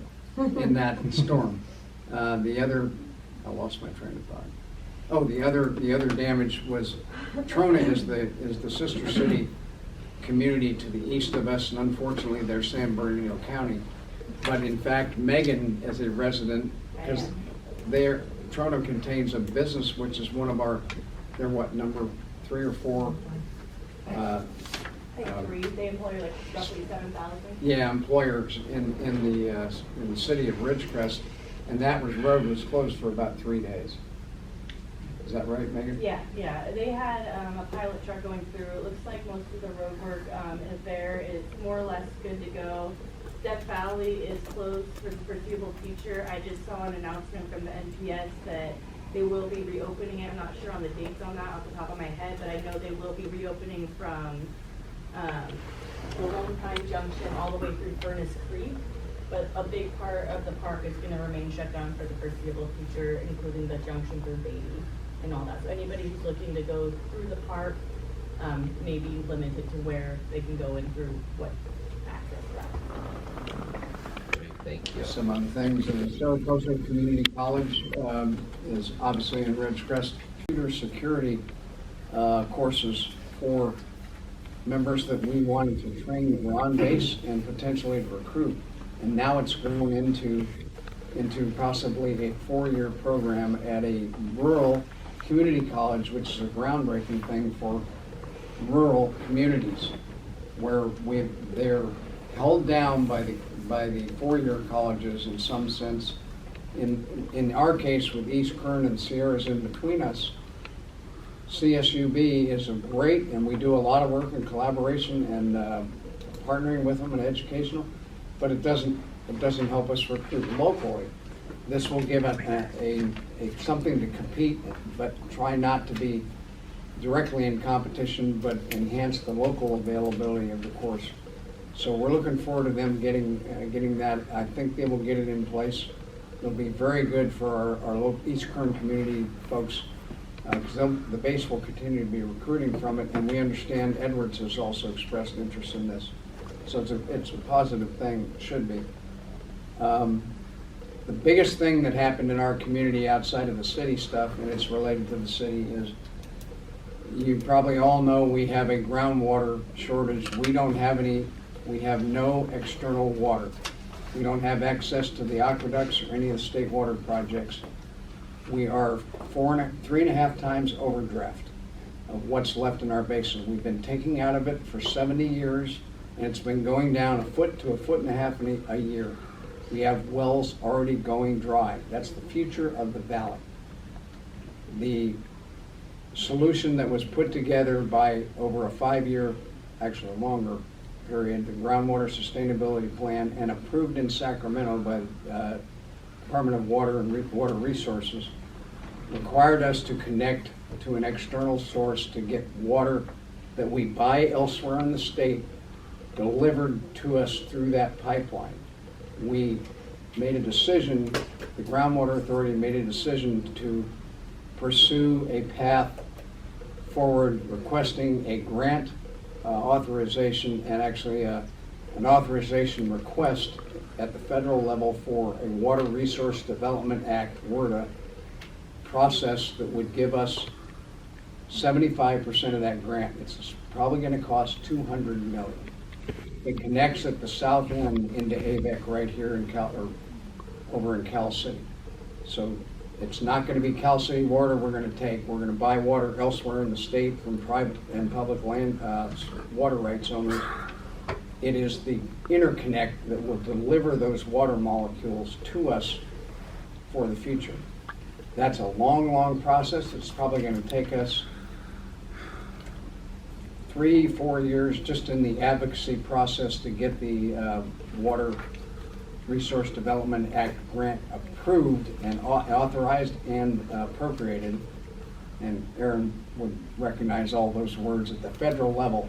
This is huge, huge politically. Now that leaves $50 million that our community is going to have to support to match that. We are working on other programs to get grants, including that state level grant I talked about, to perhaps eat into that. If it comes down to whatever is short of the total cost that we must bear as our portion of the match, That will be spread out in the 218 type process, just like the trash is. That'll be spread out over all the parcels in the basin. So that's something that we can look forward to. But that's the plan. We're making huge progress in getting there. We think we have a very good shot. We've got indication of support from Senator Padilla and Senator Feinstein and Congressman McCarthy that we should get this. But that was huge for us, and it's a big cost potentially for everybody in the valley. Base didn't suffer anything in Hillary, by the way. Well, I shouldn't say that. They had about $2 million in damage, but they're getting funds to cover that, hopefully. The last thing I'll mention, is Kate still here? Kate, what you're doing is you're air-launched, and that was a big advantage, as was discussed, as to why you do that, to get something airborne, and it's even more of an advantage for things into space. And in 1957, when the Soviets launched Sputnik, all the research and development facilities in the United States were scrambling for what the hell is the response to this. The first one that was launched, and still debated whether it was successful or not, was what's called NOTSNIC. NOTS was the Naval Ordnance Test Station at Inyukurn then, which is now China Lake. That NOTSNIC was because it saved all the weight and the difficulties you have of getting something launched from the ground, the extra expense. It took a 5-stage rocket up to altitude and put into orbit a 2-pound, roughly, payload that was detected orbiting over New Zealand in 1958. That's the concept. When it's first, now it's come to fruition with what you and others are doing. There's one outfit, I think, on the East Coast doing it, or horizontal launch to space, as well as subspace for hypersonics. But that's an interesting technological link in our East Current area here. Yeah, and to bring up a valid point that I just did not have time to cover, but we're in a race again, just like the space race, just like the Cold War, we're in a heavy China Lake is very heavily involved on the weapons side of that. I can tell you, and a lot of that's classified, but they're very heavily involved in it. I know, I think the Rocket Lab is also. Yeah. That's all I got. Great, thanks. John, are you suggesting in a film you speaking? Rex is. Okay. Here's Rex. What am I going to do? You said you wanted me to talk, and I don't like to talk. Point it right at me. That's Oh. all you got to do. That's what you were telling me to do. Rosamond has three items. The first one is we had a successful Armed Forces Day Parade on Saturday and the September Fest. The second is we have $10 million building going on in our school district in 4 different projects, so that's good for us. Next Friday, we're going to have a ribbon cutting for the cafeteria for Rosamond High School. And you're all invited, 10 o'clock. And the final thing is we are going to put up and display the AV Mobile Veterans Wall from November 7th to November 12th. And all of the Rosamond organizations are helping put this on. Joel there and the Rosamond Municipal Advisory Council, Chamber of Commerce, but especially the school district is providing West Park grounds to put this exact replica of the wall that's in Washington, D.C. They built it, and it matches exactly what's in Washington, D.C. The names on there are by year that the soldier passed away. If you have trouble finding a name, you give There's volunteers. You tell them what the name is and they will show you what part of the wall it's on. You can make a trace of the name from the wall. So it's going to be open 24/7 for all of those days, and you're all invited to come and visit it. And that's what's going on in Roseman. The rest you can read in the Roseman News, online and in print. Wonderful report. Right. Thank you. Can I add a few things to that? Yeah, go ahead. A couple of the projects, like Laura Lynn said, we got the pool open. We're going to be breaking ground shortly on a skate park, and we're renovating one of our park community buildings. And like all the other communities, we've been affected by crime, businesses getting broken into, and all that. So I invited the sheriff out to our community meeting, and he heard us, and we're looking at getting up to 4 new deputies by the end of the year. And he also told us we're getting a brand new ground-up sheriff station out by the fire station. So that's going to hopefully attract businesses. And like I said, we're a community of 20,000. I'd like to invite Alta One to come out and take a look. It's no competition out there. We're right for the ground floor. So throw that invitation out there for you guys. But a lot of exciting things happening out there. We're looking forward to the museum getting built right outside our community. That's going to help with tourism. And so a lot of good things happening out here in the East Kern. Great, thank you. Tehachapi. All right, I'm gonna stand up. I think I'm gonna stand for that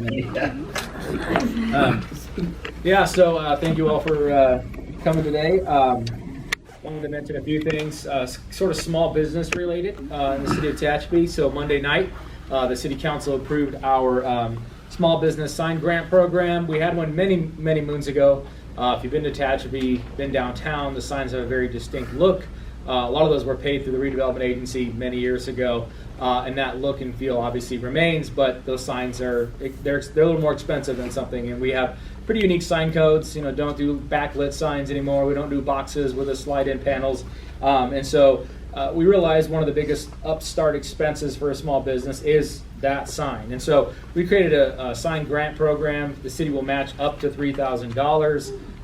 We help kind of go through the process of getting permits, the planning commission to get those signs approved.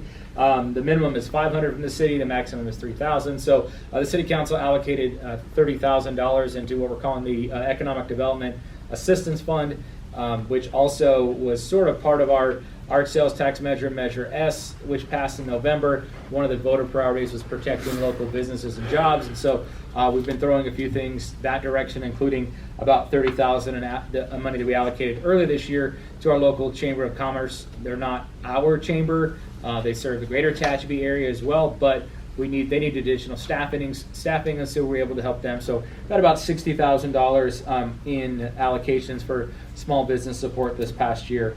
We've got it's working thus far. We've got about 12 small business permits, either bought and sold by owners retiring and employees buying the business, and some new businesses that have come in, which has been nice. So everything from office headquarters to cafes to little apothecary shops. So it's opened up a few little sort of usually quiet corners of downtown are now occupied. So that's been good. We're doing a lot right now to support our restaurants. It's a tough time for restaurants. Food costs are through the roof. When diesel's at $6 a gallon, that price gets passed on to everybody, including restaurant owners. Labor costs are again through the roof. When the state believes that you should be able to make a living off of, like a career off of fast food and not have it be a stepping stone in your career, and they raise the minimum wage up, that gets passed on. And so restaurant owners are dealing with that. So we've been working a lot with District 2 in the unincorporated areas of Tehachapi on really a zero tolerance enforcement of illegal vendors. These are people who decide to show up with a tent and try to serve tacos on the side of the road. Many of those are drug cartel funded. They're human traffic funded.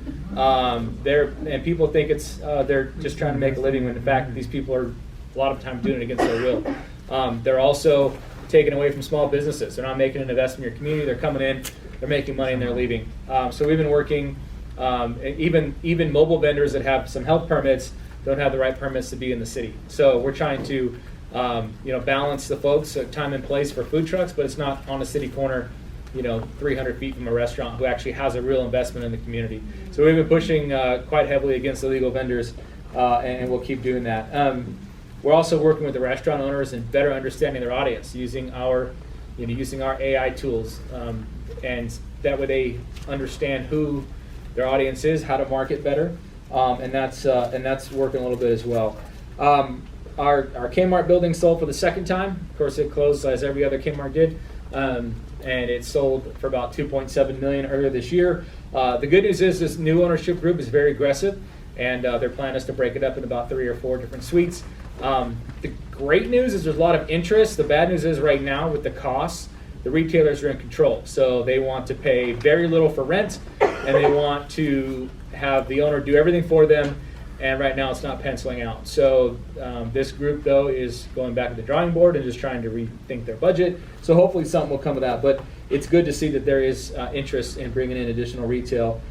As part of some of that, we've been doing a lot of work on trying to help recruit, running some reports, and really found out is we're targeting some businesses that focus on the Hispanic community, which is about 27% or so in the Tehachapi trade area.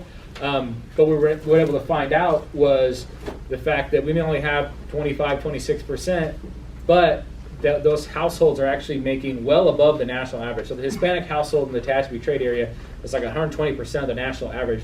So that's good to see when a company who usually serves that audience can see, however, that the audience that they are going to be serving is going to be spending more than the normal audience in a community where the income level is lower. So we're able to balance some of those and help recruit. We use some of that for our restaurants as well to let them know that that helps them figure out pricing and that sort of thing.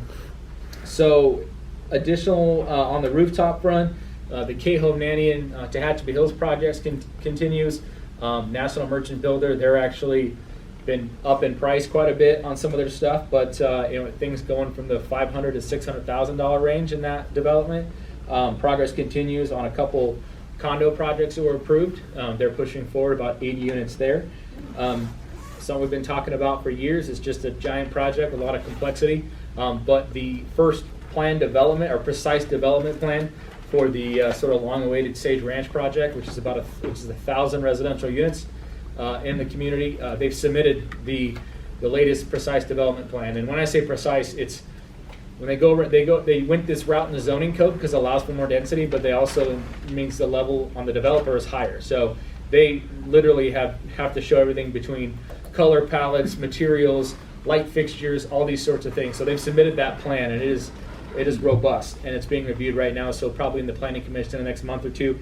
That's about 250 units in that first phase, which is everything from single-family homes, townhomes, they call them cottage homes, patio homes, smaller units that are attached and detached, which will also allow for sort of a de facto senior housing as well. They're at a pretty affordable price point, so people that are getting older, don't want to maintain property, can go into this HOA-controlled community.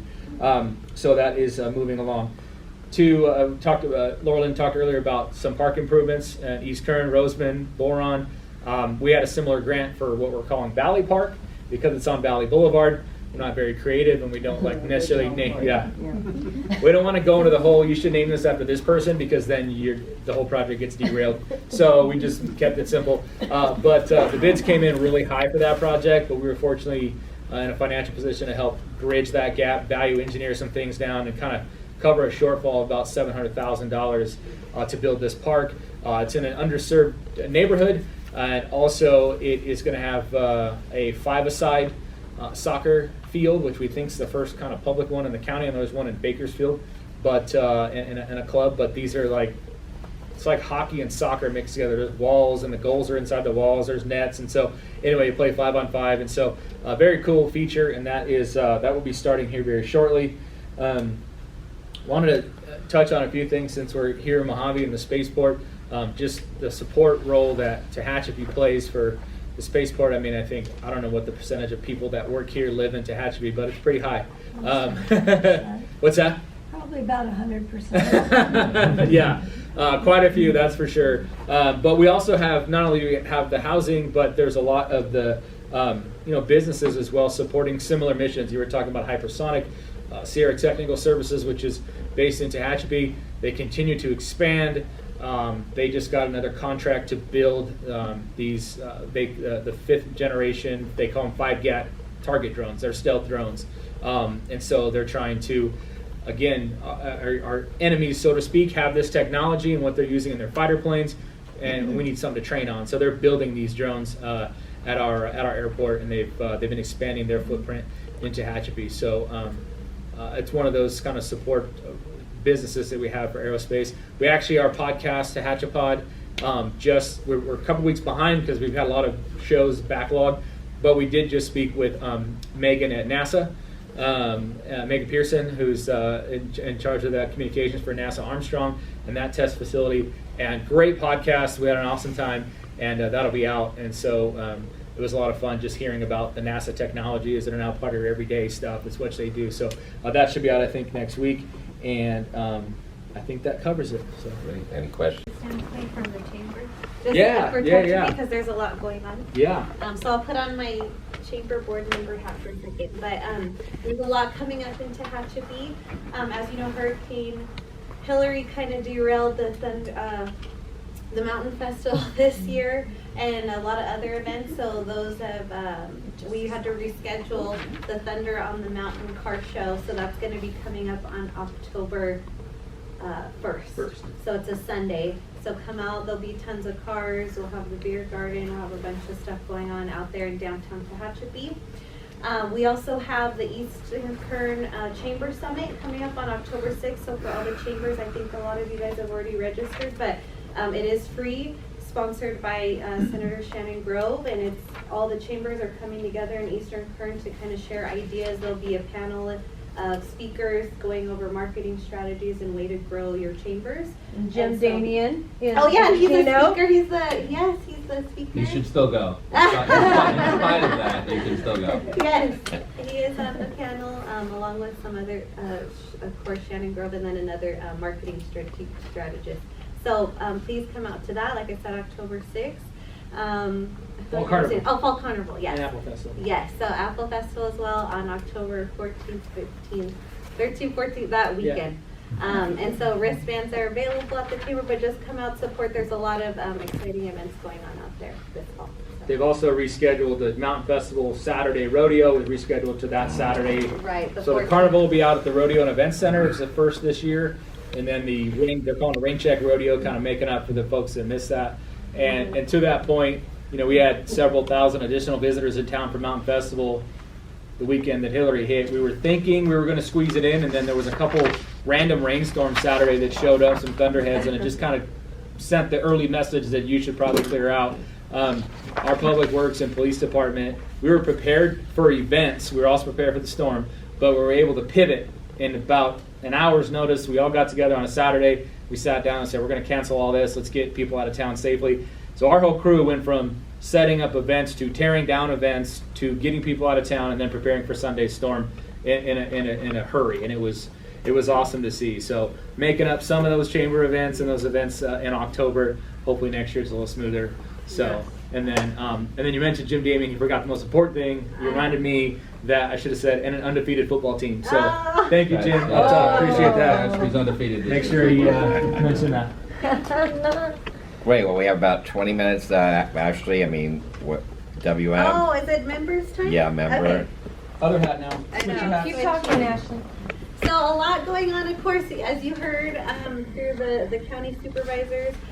We're gearing up for another round of public hearings. The first round didn't go as planned, so we're gonna go. They went back to the drawing board and are redoing the UCA areas. So you'll start seeing a lot of information come out regarding that. So we're gearing up for that. I think the hearing is in December, December 5th. So just keep that in mind, and like she said, pay attention to what you're receiving in your mail in those areas. Ridgecrest, we're still working all the time on educating the public on every other week trash. As you know, that was a first, I think, in California, so they spearheaded that, and so we're just continuing to work with them on town halls and council meetings to get the word out and educate. Tehachapi, we're still going strong on our CNG fueling station, so we're building a compressed natural gas to fuel our trucks. So that's still in development, and we're continuing to work on getting that going. Cal City and Tehachapi as well, we're going to be working on with the cities on getting up to speed on SB 13.3 and incorporating food waste, organics carts into residential. So that will be coming up down the pipe, and that's a big thing we're working on in those areas. I think that's it for me. I've got a lot going on. We're going to be a hot topic soon. Again. Well, why don't we go and we'll save Jay and Cal for the last to cap off on their town hall. But I wanted to, Sarah Alvarado with Cal Portland. This is your first meeting. Hi. Welcome. Any updates on Cal Portland? Not right now, no. Okay. And how many facilities do you have in Kern County? We have Mojave, and Okay. then we're working on our Gem Hill site, which is in Rosamond. Great. And then don't worry, Rex, we'll get to you. I'm heading for San Diego in about 30 seconds, so. 30 seconds. Okay. You'll be brief.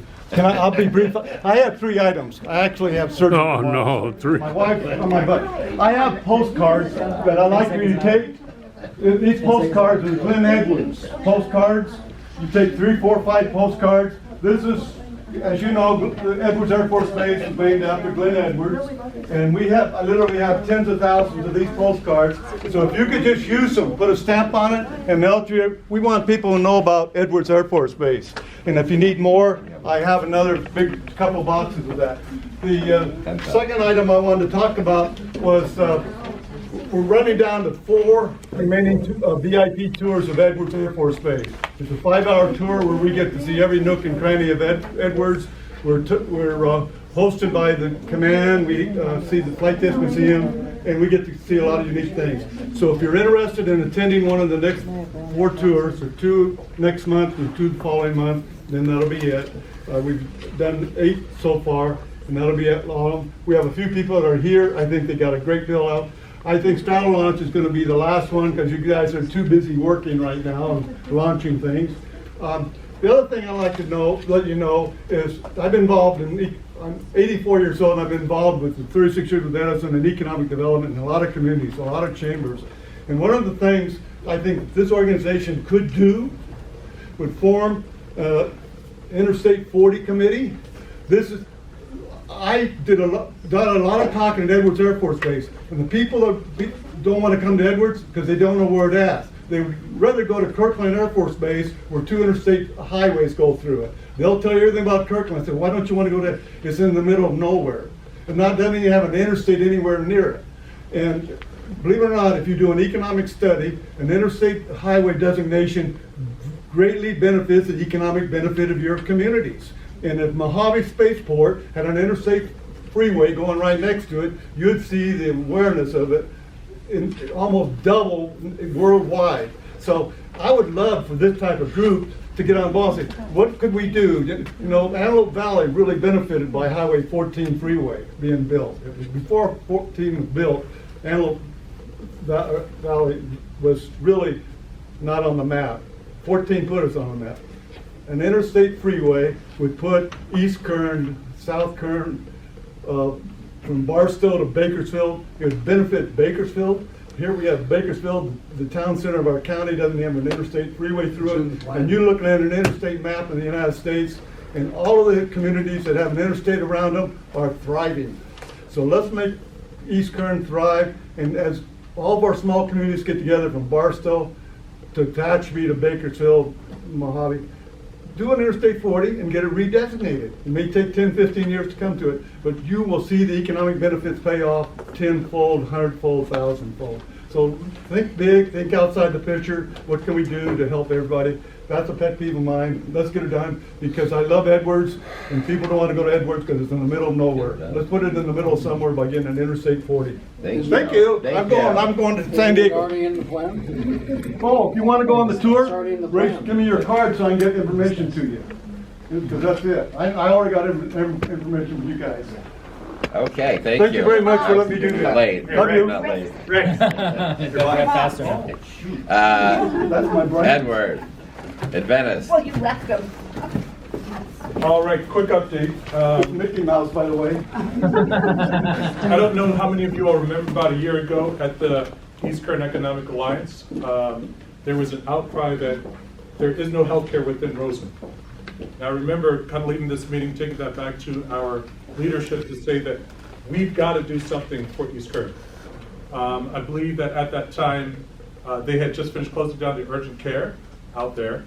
And after us pushing and pushing, working directly with the county, thank you so much, Laura Lynn, we do have an LOI to have a clinic within Roseman. All right. So healthcare is coming to Roseman, for those of you all who live within that area. It's going to not only serve Roseman, but it's also going to serve many of the dependents that are actually on the base. We understand that a lot of folks that are on Edwards Air Force Base, specifically the dependents, are having to go and travel to Lancaster. For us, that's unacceptable. They need to have healthcare accessible to them. And so we are hoping for that opening to go and take place the beginning of January, possibly. I think that's what our target is. We already had our IT team go in there and give us the costing for it. So healthcare is coming to Roseman. And that's, thank you so much, Laura Lynn, for that. Second, I don't know how many of you all have heard, Adventist Health has recently taken over Bakersfield Heart Hospital, which is fantastic, which means that we're going to be able to expand our cardiac capabilities within Kern County. And so they, as of June 1st, they've signed. We're still actually in the transition of bringing all their employees over to Adventist Health. But that's going to provide even more capabilities for those of you all who know individuals that have challenges with heart condition. PT Solution, we've also recently expanded our physical therapy site. How many of you all have seen our old physical therapy building in Tehachapi? Okay, I see a couple of hands. It's about this big. It's about, yeah, it's literally the size of the phone. Exactly. And so we couldn't provide the high quality care that we believe that our community deserved. As of maybe May, we've recently opened up a brand new space of 3,700 square feet, which means that we have greater capacity to be able to provide the care that we believe that our community deserves. So we're excited about that. Also, there's been a concern specifically in the Tehachapi area almost every single day. I was asked, Edward, we need an urgent care. We're not bringing in urgent care, just so that everybody understands. However, we started Fast Track. And Fast Track, although the cost is similar to what you're going to experience going to an ED, the time is much shorter. So what we're doing now is we're actually triaging patients. For those patients that don't necessarily require needing ED services, we're taking them to a separate part of the hospital, we're providing the care that they need, and they are discharged way earlier than if you have a specific ED need. So we're excited about that. We believe that we've been able to improve on our patient experience. Our patient experience scores have been out of the roof. It's because of the great work that's happening at the hospital. But even more, we want to ensure that for those individuals who do not require ED services, maybe you have a common cold, or maybe there's a little bit of an ear infection, what have you, that you could come in, receive the care as quick as possible, and be discharged. Also, we're going to be a part of the East Kern Career Expo. And for those that are, I think that kind of falls in your bucket, and we're looking forward to being one of the big sponsors for that as well. Our team's extremely excited about that. That's it for me. Great, thank you. Great, okay, so Abby, this is your first meeting. Tell everyone briefly what your organization does. Hello, my name is Abby Lanick. I'm the Kern Regional Director of the California Policy Center. We are an educational nonprofit and advocacy research center based in Orange County. We have people kind of spread throughout the state though, and we're expanding to new parts of the state, which is what has brought me here to Bakersfield and to Kern County. So I've been spending my first few months on the job just getting to know people in the community, and I met with Richard last week and he invited me to this meeting today, so thanks for having me.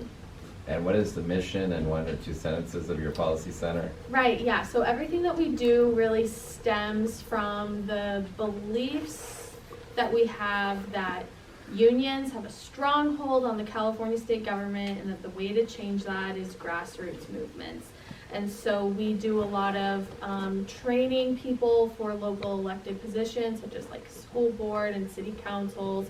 We also just do a lot of informing people and union members of their rights based on the 2018 Supreme Court case, Janus versus AFSCME, and then a few other things that we do, all to improve California and promote constitutional governance. So, thank you.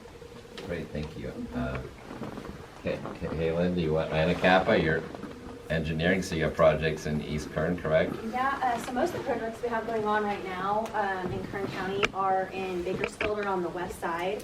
You did comment on the Kmart building, and we have to do the authorization, so we're doing engineering for the tenant improvement for that building. Our company offers civil, structural, mechanical, and electrical engineering services. We feel like there's a ton of opportunity for us to partner with renewable companies on the east side, since we're doing so much of that work in other areas of the state. So if you have projects that are coming up, you're needing help with either off-plot or permitting support, then I can hand out my business card. But yeah, we'd love to help and move out into some of these other areas in East Kern. Great, thank you. I'm trying to see, okay, got Emma with Providence. I know you have a lot of projects in East Kern, right? Yeah, so hi, I'm McCormick with Providence Strategic Consulting. I do government and public affairs for them. We are a strategic communications firm specializing in government affairs, public relations. We work a lot with energy companies throughout Kern County. So yeah, we do have some in East Kern. We work really across industry, so with water districts, ag, commercial development. We do a lot of issue advocacy, coalition building, stakeholder engagement, stuff like that. Great, thank you. And you have a really cool boss. And Mackenzie, this is your first meeting with AT&T, so welcome to Kern County. Hi. Are we supposed to leave and? Oh, it's okay. I'll drive really fast. But hi, everybody. I'm Mackenzie with AT&T. I figured it's best to stand so I can see everybody at the same time. I am the new External and Legislative Affairs representative for all of Kern County. I have a huge area to cover, and so I'm very happy to be here. Part of what I do is talking about our network transformation as we're trying to move away from copper, which is an older technology, and expand more into fiber. We are currently trying to apply for federal funding in parts of Kern County. Some of Kern is not within our footprint. I was talking to Cody about that, since many of the areas in his district are not within our footprint. But there are several in Kern County, in East Kern specifically, that we could get federal funding for to expand our high-speed internet access. So if, I'll just kind of put it out there, let me think, it's Tehachapi and Rosamond.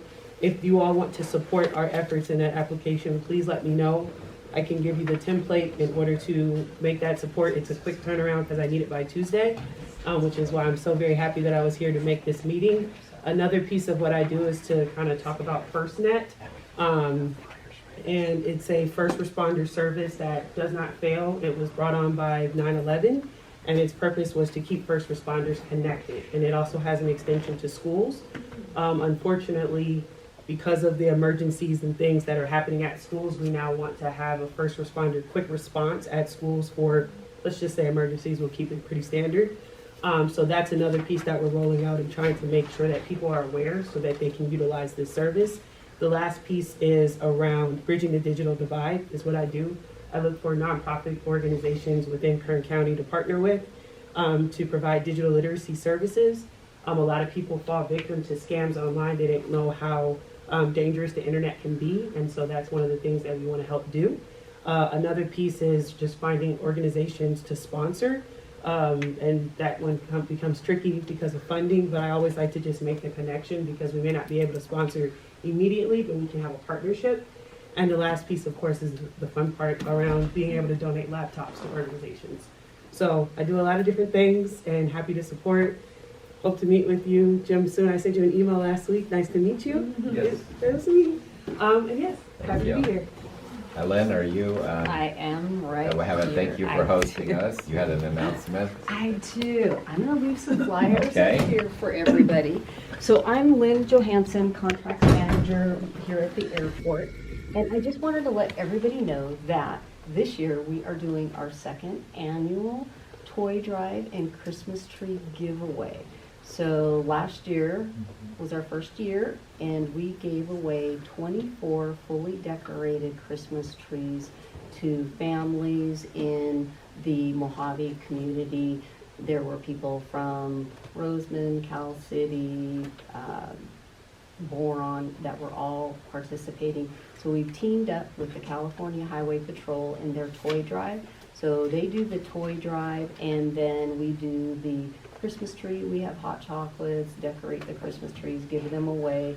We do raffle drawings. So we gave away like 1,200 toys last year, 24 fully decorated Christmas trees, and we do photos with Santa. So we are looking for any company that would like to participate in either decorating a Christmas tree and donating it beyond, on behalf of your company or individual, or if you'd like to partake in donating toys or hot chocolate or anything like that. So we don't charge anything to the people coming with their children to take their pictures or anything like that. And we had a good time last year with all of the kids and all of just the families, like to the point where they came and then the kids didn't want to leave. On December 16th at the event center, and we will have Santa and elves and fire trucks and police cars, and the kids get to climb in them, on them, and it's a great community event for everybody, you know, from Roseman all the way out to Edwards. We had people from Edwards out here. So left some flyers up there, and I am just right down the corner. And then on a separate note, if you guys are looking to have an event of your own and would like to be part of our board discussion as a community announcement, we always, as John knows, have a community announcement in our board of directors meetings. So if you have flyers or anything like that that you would like to promote your business, things like that, you know, within our tenants and stuff, by all means, give me a holler and I can hook you guys up for, you know, being on the Zoom meeting, getting the board packets to know what's happening on the airport and what other community events that we're aware of. Thank you. Okay? All right. And also, there was a phone found in the women's restroom. Yes. Did anybody? Oh, a broken phone? Okay. Yeah. Yeah, that's mine. Okay, yep, okay. What's the password? Okay, perfect. Yes, we did find that, and so I would have drove it all the way back. Great, thank you. Okay, so let's see. Do we have an update on HydroStore, Natalie? The big project in Rosamond? I can speak on it a little bit. So I'm Natalie Willis from Common Sense Consulting, but we do represent HydroStore, which is one of the largest long-duration energy storage facilities. And we're really happy to be hosted here in Kern, not only for just the tremendous opportunity for energy development, but also just because the community is kind of awesome. I've really enjoyed being in this job for about 3 or 4 months so far, just going to different community events and getting filled in on what's going on and what you guys value. Last weekend, we were at Septemberfest in Rosamond, so we got to host a booth. We had a fun little STEM science project for kids. Got to meet a few community members. You know, we're happy to be partnered in a way with KEDC and as platinum sponsors. And we'll be at the Energy Summit dinner in November. So if you guys are coming, we will look forward to seeing you. One of our chief officials is going to be speaking at the event, but I can fill you guys in on all the details and everything after the meeting. If you want to give me your information, I'd be happy to get you connected on new developments. Yeah, thanks, Natalie. Thanks for HydroStore's support. It's one of our top sponsors. Okay, rounding up, let's see. Pam's here. Pam, you have anything you'd like to say, water related? Pam Clark from Ekedc. We're the regional wholesale water service provider for the region. We're 2,400 square foot service area, so we bring in wholesale water from the State Water Project through our contract with the Department of Water Resources. And I'm just coming out to listen, just kind of see what's going on out here. Thank you. Okay, Carol, Alta One, you have new branches coming to East Current? Not currently, we are working out something with Mojave. Okay. We'll keep you guys posted. Great. Awesome. Richard, can I say one more thing I forgot to mention? I'm sorry. Yes. So we are actually, the California Policy Center is actually hosting one of our local elected trainings in October. So we're gonna have people from our organization here in Bakersfield hosting one of our trainings with all the resources that we offer. So if anyone is interested in that, I have invitations with me. I'd love to pass them around. Okay, okay, we have various flyers up Thank here. you. Put them up. Expo, shared spaces, our market overview. Okay, so rounding up, I'm looking. Oh yes. Just from an Alta One standpoint, I just wanted to add in, I'm the business development manager for Alta One Federal Credit Union. I did want to mention that we are offering SBA loans, specifically 7A loans, to really help out with the community and find ways to, whether it's debt consolidation, expansion, buying new companies.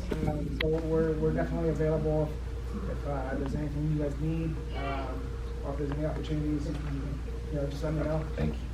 And then CSUB, did you have anything? Not at the moment. Okay.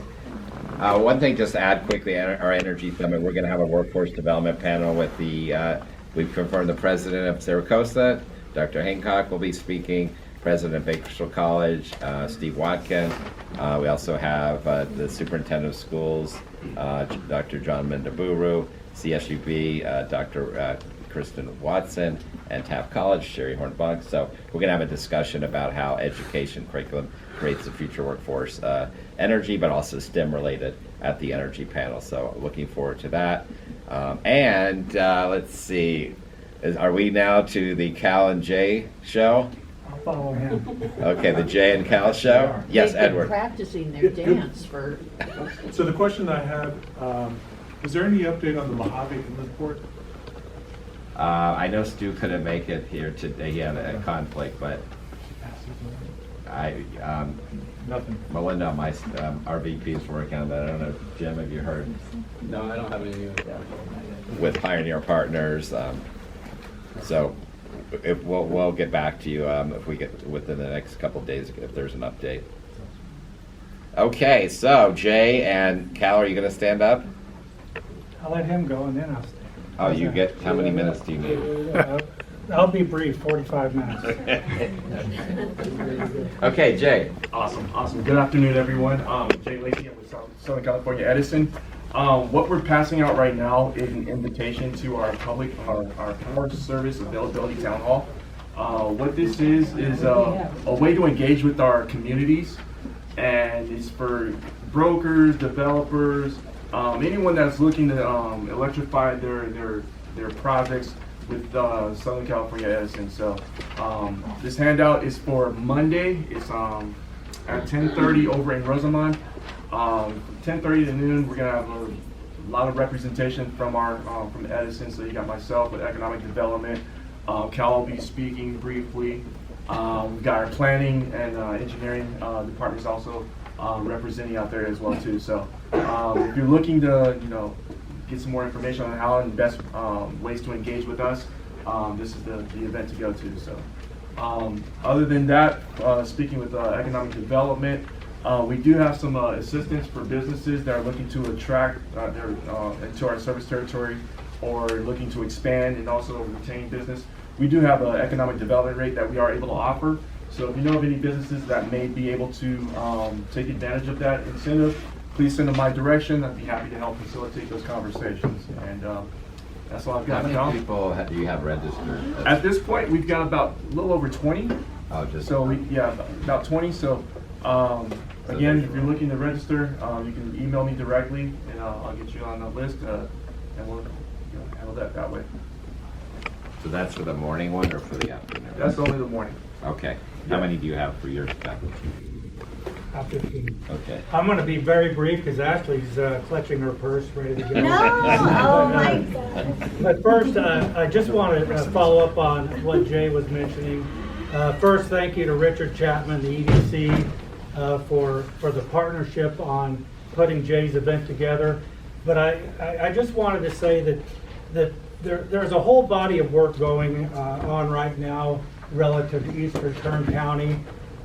We have meetings set up with the elected officials, County CAO, Lorelei Oviatt and company, and all of this is because of Karen Macedonio right over here. She looks sweet, but she's kind of like the Iron Lady. And I would just encourage everybody to reach out to Jay, look at that flyer, and show up in force and demonstrate to SCE that there is interest in Eastern Kern for economic development and more investment by SCE and more, I guess importantly, you the ratepayers. I know Hal is going. I'm thinking Hydro Store. Anybody who wants to do business with SCE ought to be at that event. If you have a project, if you're building a house, if you're building a business, if you're planning a large industrial project, talk to Jay because we're really looking to highlight Kern County this Monday. So thank you. I'll leave it there. And the other thing I want to add on to what Cal was saying, if you do have any projects or even thinking of having any projects, let me be one of the first phone calls you make. We have a forecast that we do annually, and we need to know exactly what kind of projects are on the horizon. So the earlier we know, the sooner that we can help facilitate those projects and bring them to fruition. What is your horizon that you're looking at for this meeting? How far out? How far out as far as like the project? Or Yes. For example, the water interconnect project I talked about is going to involve probably 3 lift stations and some remote power. And we know we need to talk to, we've already opened up conversations with Southern Cal Edison, but that's probably going to be several years away. How far horizon out are you looking for engagement? it really depends on the infrastructure that's out there. We'd have to go through our engineering department. They would have to do some studies and surveys to see exactly what's out there today versus when you're looking at be fully operable. So it's good to get in early. That way we can have those plans in Yeah, motion. the earliest possible, we start construction in 26 and probably finish in 29, 30. Yeah, we need to start having those conversations. Yeah. I would say that Leanne Cook sent over a deck on this, and it was pretty conceptual. I've asked her to see if the engineers have any preliminary drawings, routes. They do, Provost and Pritchard. And so if I can get those, we have a series of meetings set up Monday, and so that's why I was doing the due diligence on that, because our area engineer is going to be in the room, and he's interested in hearing about that project. So. Richard, can I say something? Yes. Cal has a job. I'm an elected official, retired, don't have a job to do. But please hear my voice. This meeting that Edison is having on Monday in Rosamond, I believe with every cell in my body, is our opportunity to raise our voice as an area and say right now we need power for our future. Cal has put together, I don't know how many high-level people, but this is our time to come together and speak out and say, you're working, you're doing great, and this is where we want to go, this is our future. So yes, there is an event horizon in the future, but there is a doorway right now, and it's Monday afternoon and Monday morning. I've signed up for it. Well, and we have record interest in East Kern, especially for manufacturing project. And the irony is we're the energy capital of California.